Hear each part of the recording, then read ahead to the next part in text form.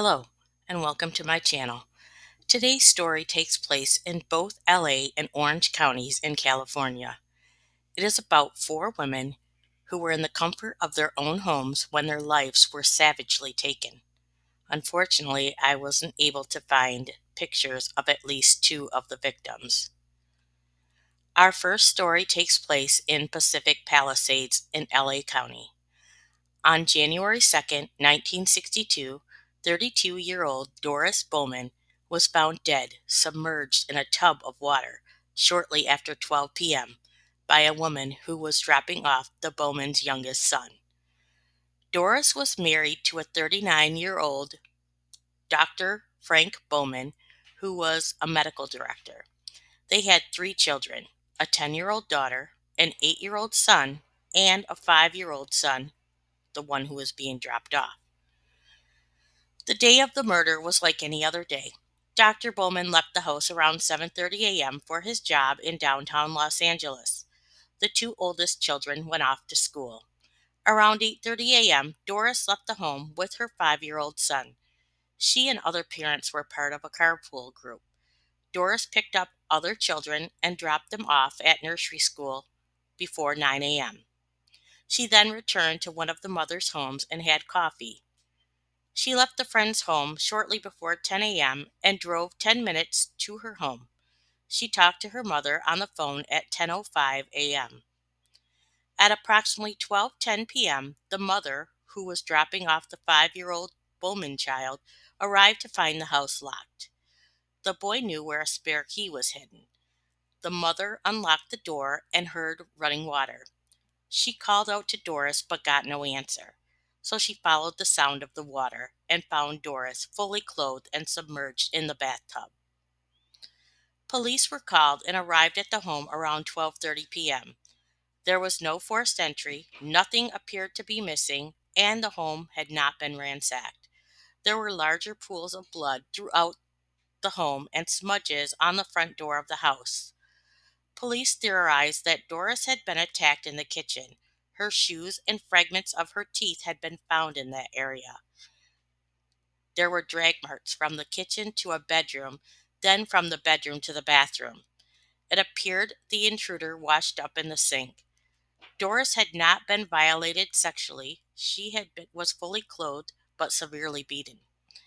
An autopsy revealed 7 blows to the head, causing brain damage and skull fractures, a blow to the jaw, and she had been strangled. No water was found in her lungs, so she was dead before being dumped in the bathtub. Doris's watch stopped at 10:16 a.m. Doris's husband was notified immediately and returned home. His mother also came to the home to comfort her son and take care of the children. She is shown here with the middle Bowman son. Another friend said the morning of the murder she called the Bowman home and at first it rang, but tried 3 more times after that and got a busy signal. Those busy signals were between 8:55 a.m. and 9:10 a.m., times when Doris would not have been home.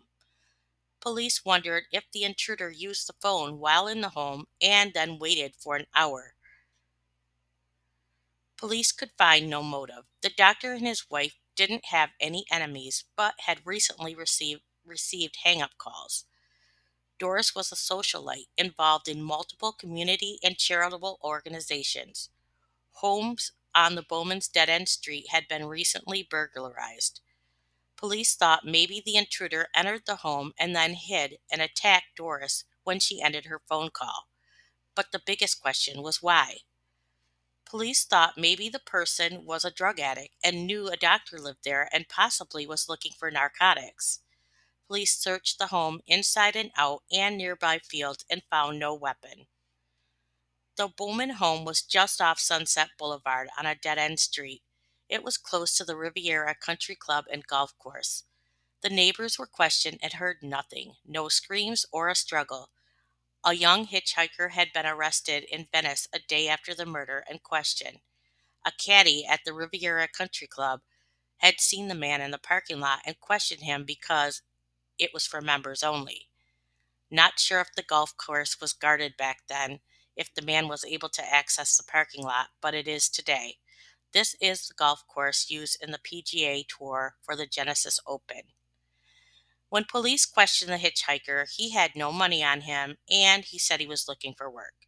Police did not believe he was involved and released him from custody. An all-points bulletin was released seeking the location of the ex-husband of a babysitter who lived in the Bowman home. The babysitter wasn't home at the time of the murder and said she hadn't spoken to her ex-husband in 2 months. He had a history of violence and used a sledgehammer on a female's car.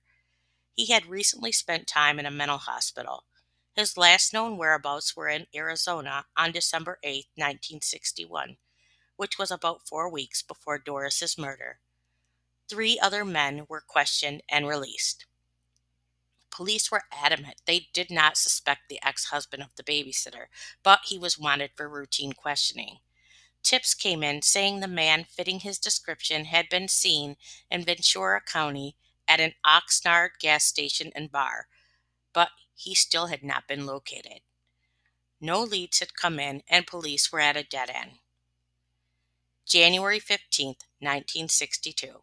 Just over an hour away in Fullerton in Orange County, and 13 days after Doris had been murdered, another woman was found beaten to death in her home. Unfortunately, I wasn't able to find her picture. 46-year-old Charlotte Schmidt was found by her husband after 5 p.m. when he returned home from work. He was in a carpool with at least 3 other men who confirmed they all left work at 4:30, and Charlotte's husband called police at 5:04 p.m.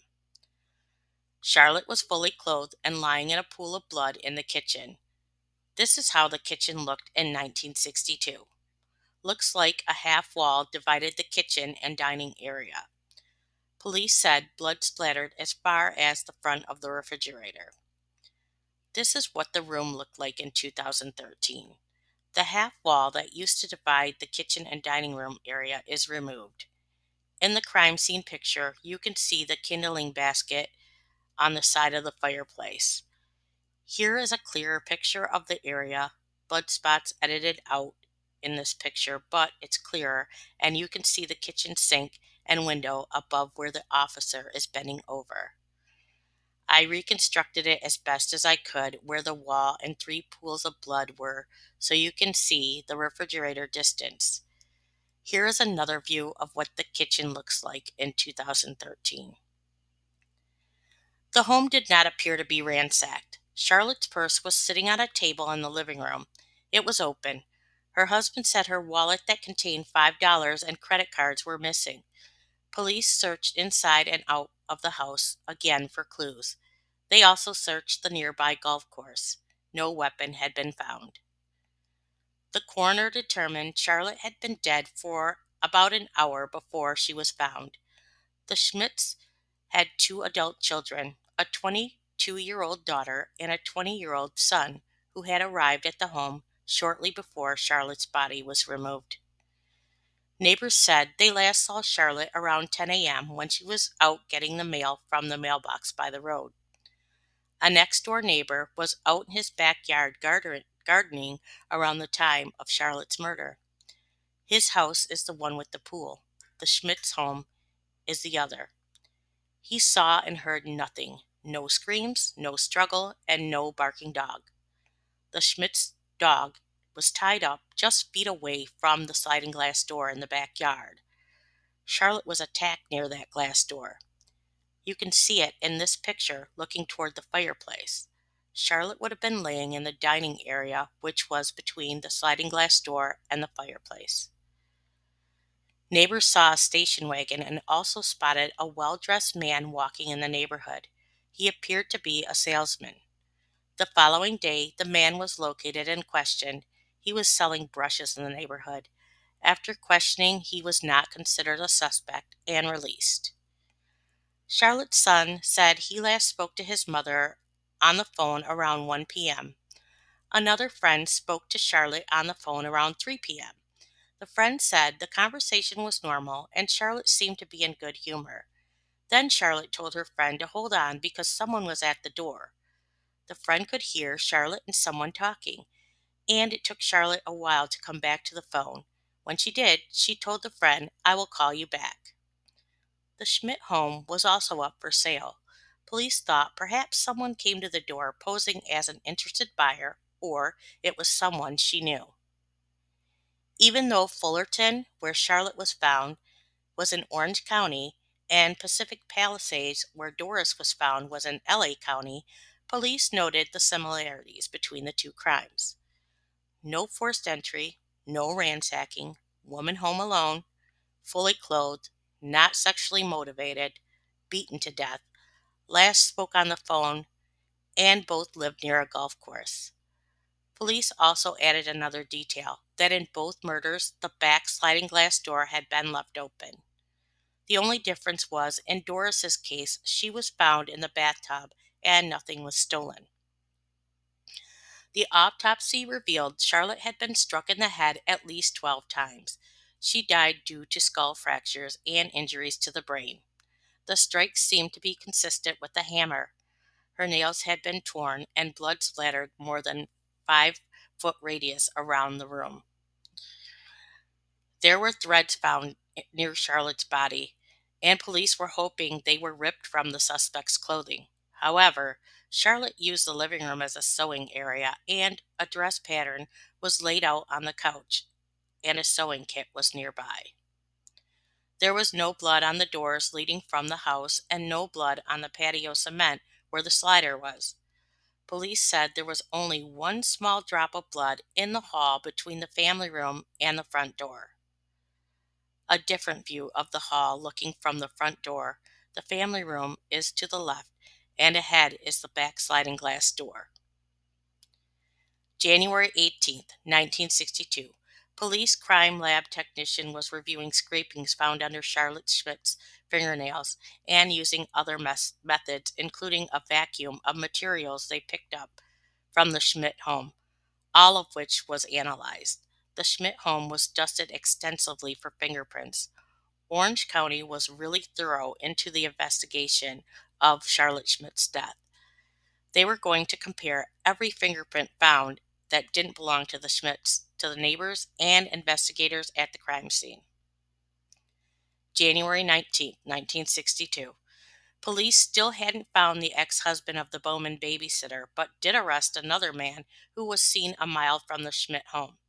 A gas station attendant reported seeing a man driving a station wagon matching the description of the one seen in the Schmidt neighborhood. He was from Texas, he was homeless, and living in his car. However, there was not sufficient evidence that he was involved. He was released a couple days later. January 21st, 1962. A mental patient was arrested in connection to Doris Bowman's murder. He was picked up when he was found hitchhiking in his pajamas and robe. When questioned about the murder of Doris Bowman, he confessed that he beat her with a jack handle and threw it in the ocean. The man became combative, and it took 4 police officers to get him settled down. They had to strap him down. July 23rd, 1962, police released information regarding a pink Cadillac that was seen parked on the street directly behind the Schmidt home around 4 p.m. on the day of her murder. The only description given of the driver was that he was a well-dressed man. January 24th, 1962.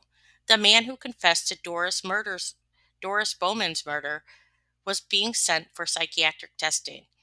He still insisted he was Doris's killer, but denied killing Charlotte, saying he wasn't in Fullerton that day.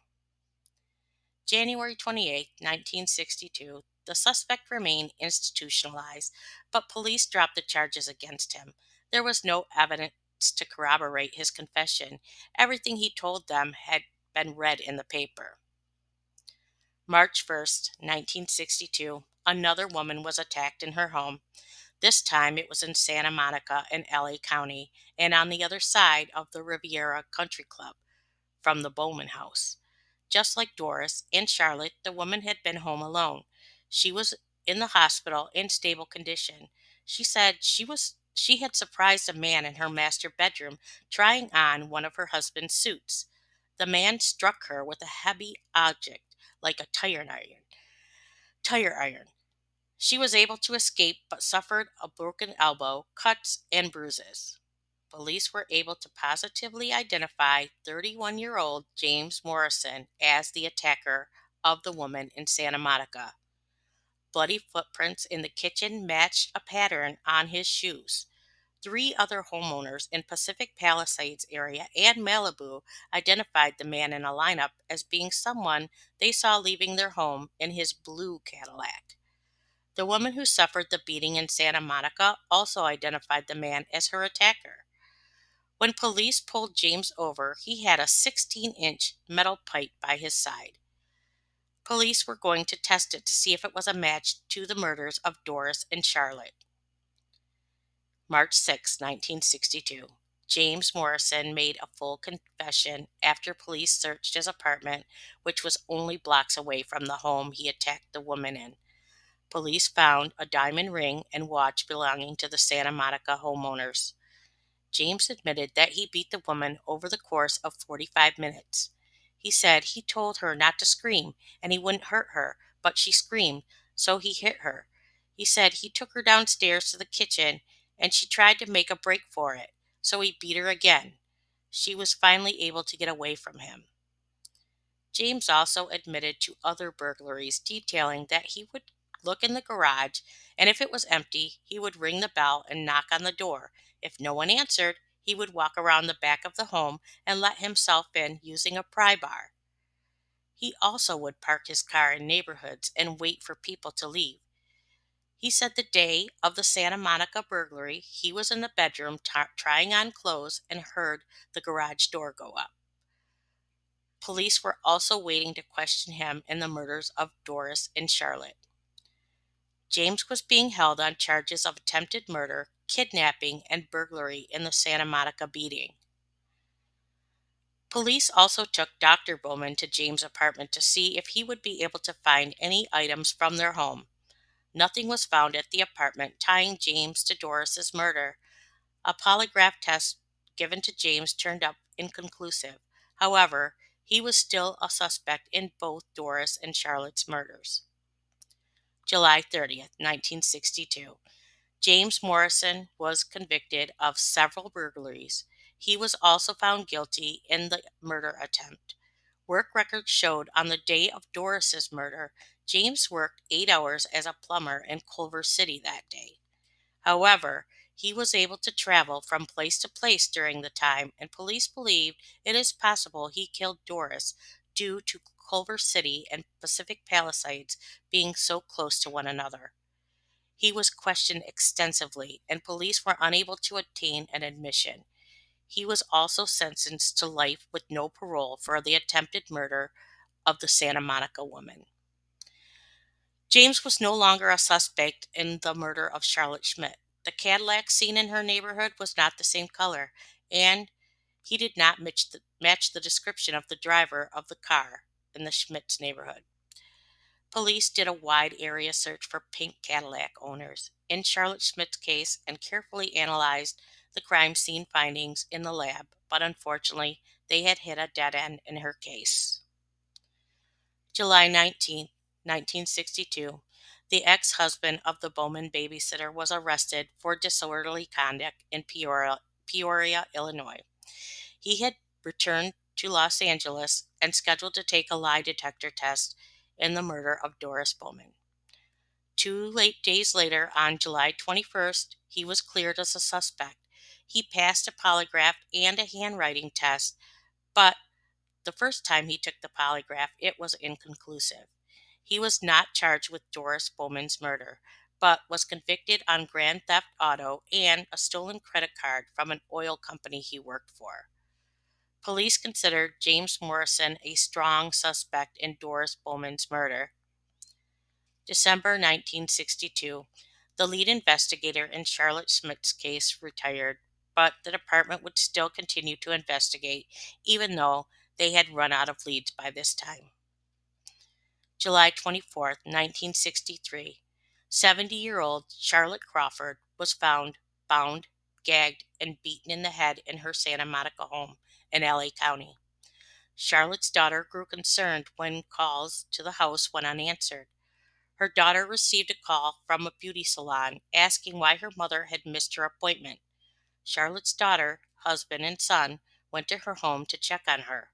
Her daughter said she had a feeling she shouldn't go upstairs, so her husband and son did and found Charlotte lying next to her bed. Police searched the home and found no weapon. Drawers had been opened and there were obvious signs of ransacking. Items on the night table had been knocked off. Police found bloody footprints leaving from the kitchen. When neighbors were questioned, they said they had seen Charlotte out for a walk the previous night. They also saw Charlotte's car leaving the driveway in a hurry around 10 p.m. that same night, but it was too dark to see who the driver was. An all points bulletin was released with a description of Charlotte's car. Neighbors had a hard time believing a burglar gained entry since there were bars on the windows. One neighbor even remarked the house was like Fort Knox. However, police were able to reenact how the murderer gained entry. They believed the person hoisted themselves up on an iron gate and climbed up onto an overhang. Police said the metal grill from the window that led into a closet had been removed. Here is what the house looks like today. It looks like they filled in the small balcony that was to the right of the overhang, but the closet window and small window are still there. Charlotte was a widow. Her husband, a retired judge, died of a heart attack in 1959. Charlotte's home was in close proximity to other burglaries in the area. On November 27th, 1962, another judge's wife had been attacked in her driveway when she leaned to get something out of the trunk. Her husband scared the man off, and they were unable to identify him. A map showed other homes that had burglarized in the area. Also on the map was Doris Bowman's house. Her murder was still unsolved, and another home on the map is where James Morrison attacked the Santa Monica woman. He had been in prison since 1962. He couldn't have been responsible for Charlotte Crawford's murder. August 17, 1963. Police announced that a suspect in Charlotte Crawford's murder used a credit card belonging to the Crawfords. The card was used in Seattle for $4.61 in gas on July 30th. A forged signature of Charlotte's late husband was on the slip, and the license plate matched a plate stolen from a used car lot in Long Beach. Back in the 60s, there was no technologies like there is today, so it took 2 weeks to get that information from Washington to California. Luckily, it was required to get a license plate number when charging back then. August 22nd, 1963, parolee Grant Edward Anderson was arrested by the FBI in Issaquah, Washington, after 2 gas station attendants reported forged slips. All gas stations in the Washington area had been alerted after the card was identified as stolen on August 17th. August 23rd, 1963, Santa Monica police traveled to Washington state to question Grant Anderson in Charlotte Crawford's murder. They learned he had pawned 2 cameras in Bakersfield, California that belonged to Charlotte. The pawn ticket was dated for the same day Charlotte's body was found. So why was Grant on parole? Well, he had been convicted of burglary of singer Johnny Mathis's manager's home in Beverly Hills. Some reports say it was Johnny Mathis's house, but the papers listed the female manager's name as being the owner of the home. Grant had been convicted of that burglary in March of 1961 and had been released on parole on July 15, 1963, 8 days before Charlotte's murder. He got caught in the Beverly Hills robbery because his car was weighed down and dragging on the ground because the greedy fool loaded his car with thousands of dollars worth of clothes, appliances, and other items. A map to the Star's home was also found in the car, and he confessed he was planning 7 other burglaries. He was actually on parole when he was caught in Beverly Hills. He committed a burglary in Santa Monica in 1959. Grant had confessed while in custody that he did break into Charlotte Crawford's home on July 23rd. He said Charlotte had seen him and screamed, and he told her to keep quiet. he wouldn't hurt her, but she screamed again, so he punched her in the face, but didn't think she was dead because he didn't hit her that hard. You tied her up and gagged her, asshole. He sobbed as he retold the story of that night. He said he went on a cross-country trip using the Crawford's credit cards. He drove to Florida, at least 3 other states in the Midwest, then back to California, and from there to Washington. Police found a 32-page list of homes he planned to rob in his possession. September 4th, 1963, at Grant Anderson's arraignment hearing, he was described as a World War II hero who won the Bronze Star for having saved the lives of 4 fellow soldiers. He also had 2 Purple Hearts. A Santa Monica detective read from Grant's 13-page confession. In it, he said he drank a quart of wine on a beach. He said he remembered being surprised by Miss Crawford and he knocked her down, then said, "It had to be me because I had blood on my gloves." What? He drank a quart of wine? How in the hell was he able to scale a 2-story home in that condition? Grant was expected to enter his plea on October 4th, 1963. He entered a plea of innocent. February 10th, 1964, Grant's trial began. He was found guilty on February 17th and on February 25th sentenced to life with no possibility of parole. So now we are back to the 2 unsolved murders of Doris Bowman and Charlotte Schmidt. Grant Anderson could not have been responsible for their murders because he was in prison from March 1961 through July 1963 for the burglary in Beverly Hills of Johnny Mathis's manager's home. Doris and Charlotte's murders occurred in January of 1962. January 15th, 1964, an article ran in the paper that it had been 2 years since Charlotte Schmidt's murder, and it was still unsolved. Police said that after 2 years they had no new leads and it would be investigated only if similar cases came up. Doris Bowman was also mentioned in the same article. Police said they initially thought that Doris Bowman's murder and Charlotte Schmidt's murder were linked, but said they had arrested someone in Doris's murder. They did? I thought, what the hell did I miss? When Charlotte Crawford was murdered in 1963, they said Doris's murder was still unsolved. I went back and scoured the papers for different variation of Doris's name and never found one article saying her murderer had been arrested. They considered James Morrison a strong suspect in Doris's murder, but he was never charged. I guess they considered him the murderer. It figured he was already doing life. Case closed. The ex-husband of the Bowman babysitter was never charged with Doris's murder either. Were they talking about the hitchhiker and the robe that was institutionalized? I mean, he did confess to it, but they never charged him with the murder, and they actually cleared him. James Morrison was a good candidate. It sure fit, and it probably was him, and he just didn't want to admit to murder, even though he confessed to his methods of scoping out homes. But Doris's garage wasn't empty, and that's the first thing he checked before knocking or ringing a bell. Maybe just like the woman in Santa Monica, he was already in the house. Doris did just return home and got on the phone with her mother right away. He may have attacked her after she hung up the phone, which is what police suspected happened in 1962, but they never charged him.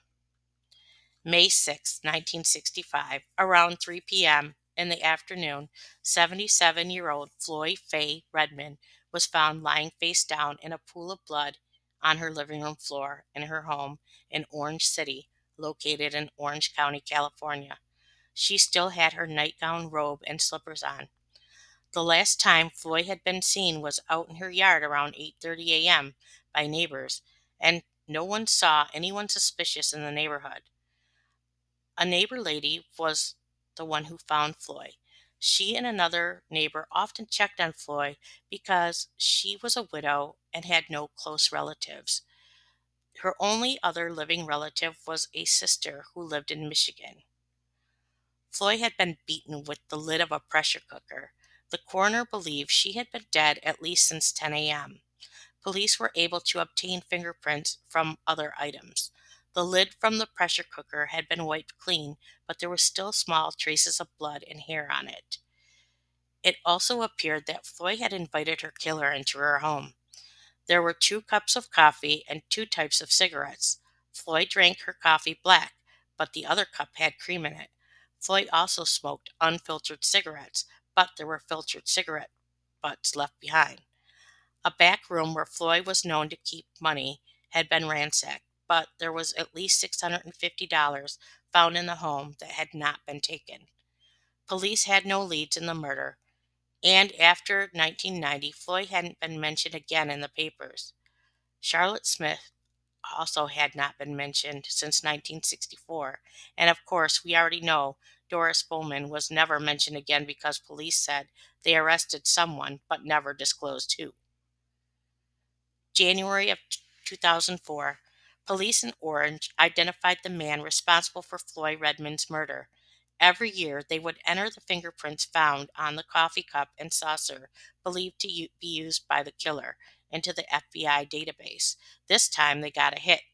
The prints matched an inmate who was in prison in Texas. William Self was in prison in Texas for murdering his mother in 1991. Unfortunately, I couldn't find a picture of him. He came to California when he was 18 years old in 1952 and enlisted in the Marines. He was stationed at the Santa Ana Air Base, then went AWOL in 1965, the year Floyd was killed. When Orange County, California detectives showed up in Texas to question him in Floyd's murder, he was surprised, but eventually confessed, saying it felt good to talk to someone about it after holding it in for all these years. He confessed after leaving the air base he was homeless and survived doing odd jobs. He had met Floy in her front yard, and she offered him something to eat and drink. Once inside, he decided to rob her, and that's when he beat her and stole money from her. He said he traveled mostly western states doing odd jobs, but had traveled as far east as Florida after Floyd's murder. At some point, he returned to his home state of Texas and was living in a mobile home owned by his brother and caring for his elderly mother. The brother had moved out of the home, and that left William to be his 80-year-old mother's sole caregiver. November 14th, 1991. William's mother, Pauline, had been strangled with an electrical cord in the mobile home in Texas. William disappeared after that, but 4 days later called his ex-wife in Vegas and asked her if she had heard that his mother had taken herself out. About a month after the murder, William called his brother and asked him how he was doing. Then he asked how Mom was doing. He had disappeared for almost 2 years after the murder and was found and arrested living in Santa Monica, California in 1993. In 1994, he was convicted and sentenced to 50 years in prison. He was 52 years old at the time of his sentencing, so it was up to Orange County whether or not they would press charges. They decided since William would be 102 years old when he got out of prison, they were not going to charge him, but if something were to change, they would file charges. As of February 2025, Doris Bowman's murder and Charlotte Smith's murders are still unsolved. I wonder if James Morrison was responsible for one or both of their murders. I now wonder if William Self could be responsible. Santa Ana Air Base is in Orange County. He was there from 1952 through 1965. He was able to accrue 2 days leave a month while being stationed. As long as he got permission, he could leave the base. Charlotte Schmidt lived in Orange County. Although Doris Bowman lived in LA County, it's not that far. I don't know enough about the victims in the story to memorialize them, but all women met brutal ends. 2 of them solved and 2 of them unsolved, no matter what police say. Doris Bowman's case. I hope they are all resting in peace. One last note before I end this video. When researching this case, especially the years 1961 through 1963, I came across many articles of John F. Kennedy and also an article of Sal Mineo, both alive and well. It was surreal knowing what fate had in store for them. Thank you for listening, and I will catch you on the next video.